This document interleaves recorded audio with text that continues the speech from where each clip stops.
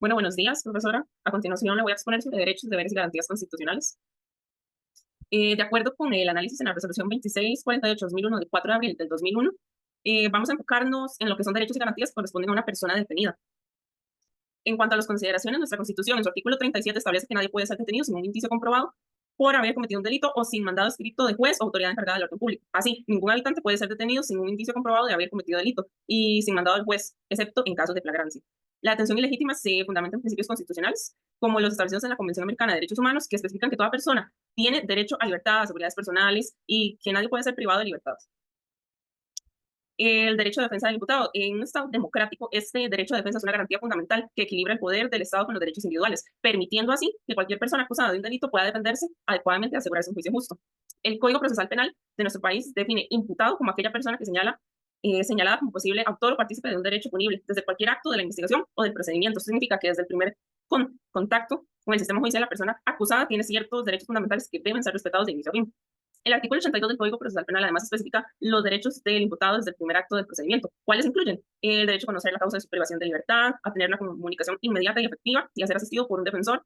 Eh, no puede abstenerse a declarar sin la presencia de este defensor.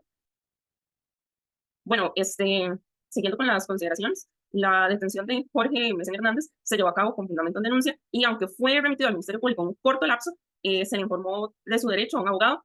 No se le informó adecuadamente la causa de detención y se le exigió la orden de su captura, ¿no? Fue específicamente la violación a las formalidades legales de la detención y lo que es la falta de información adecuada al detenido que constituyen una detención ilegítima, a pesar de que posteriormente la Fiscalía salió al viso a recibir la declaración en presencia de su abogado. Estamos en presencia de una detención llevada a cabo sin las formalidades de la ley y por ende ilegítima, por violación a los requisitos que deben ser respetados para su ejecución dentro de nuestro ordenamiento jurídico. Esto citado textualmente de dicha resolución.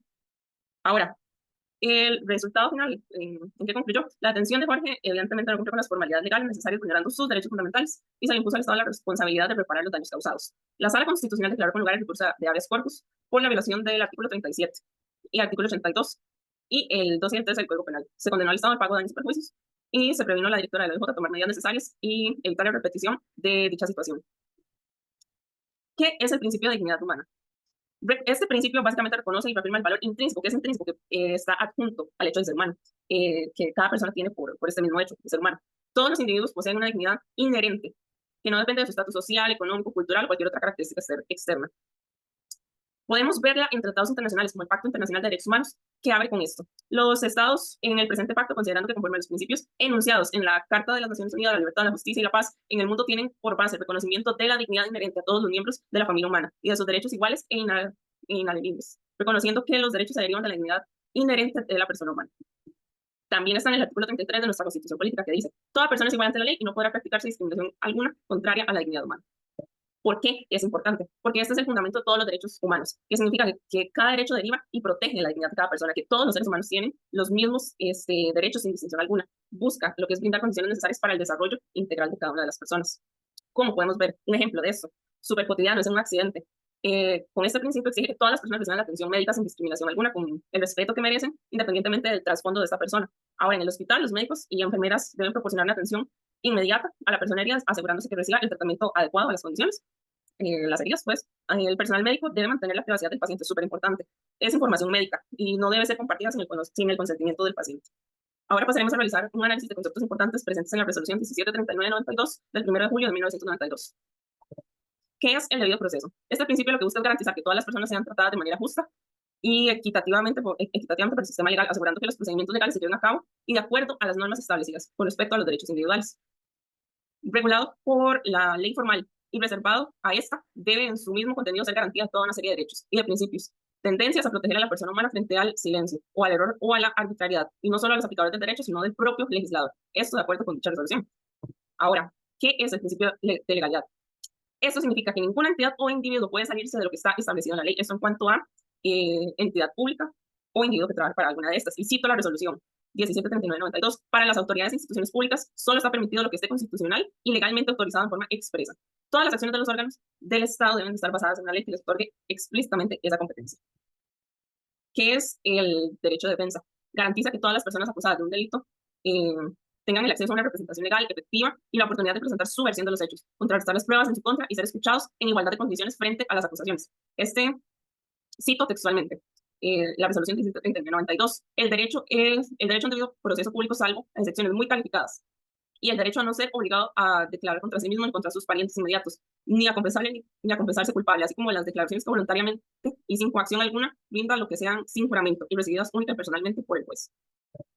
Por último, y a modo de conclusión, de ambas resoluciones expuestas en esta presentación, abordaré un poco sobre la tutela de derechos humanos y garantías fundamentales a una persona que es imputada en un proceso penal en el que se investiga por un delito de homicidio calificado. En primer lugar, el derecho al debido proceso legal requiere que toda acción penal se realice conforme a la ley, lo cual incluye tanto la investigación como el enjuiciamiento. El artículo 14, inciso 2 del Pacto Internacional de Derechos Civiles y Políticos dice que toda persona acusada de un delito tiene derecho a que se presuma su inocencia mientras no se pruebe su culpabilidad conforme a la ley. Según analizamos anteriormente con la jurisprudencia, que estipulan el proceso penal, deben seguir los procedimientos establecidos que se llevan a cabo por las autoridades competentes, evitando cualquier acción fuera de estos límites que pueda comprometer la validez del proceso. El artículo 7 habla sobre el derecho a la libertad personal, de la Convención Americana de Derechos Humanos, en su inciso 4, cito, toda persona detenida o retenida debe ser informada de las razones de su detención y notificación sin demora del cargo o cargos formulados contra ella.